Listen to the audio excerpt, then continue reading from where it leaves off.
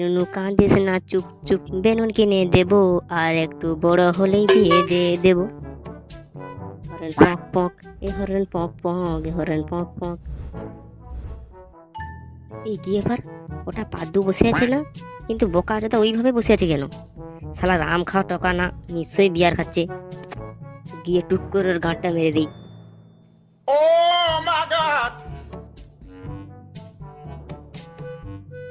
কি রে ভাই, এত উদাস কেন রে? বউটু মারা গেল নাকি? কি রে, কিছু তো বল। কেলে বসে আছিস কেন?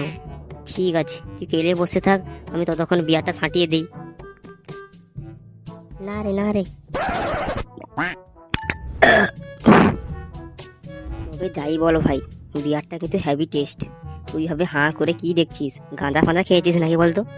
শালা তোরা কি আমাকে শান্তিতে মরতে দিবি না বল? কেন রে, তোর আবার কি হলো? হঠাৎ মরার শখ জেগেছে কেন? সকালবেলা বাবা আমাকে কেলিয়েছে, তারপর আইডিটাও হ্যাক হয়ে গেছে। সে তো আমার বাবা আমাকে মেরে পদ মেরে দেয়, সে তো কমন ব্যাপার। শালা গার্লফ্রেন্ডটার আজ বিয়ে, তাও নিমন্ত্রণটাও করেনি। তা কি হয়েছে লেওড়া, আর একটা গার্লফ্রেন্ড পটিয়ে নিবি? পৃথিবীতে মেয়ের অভাব নাকি?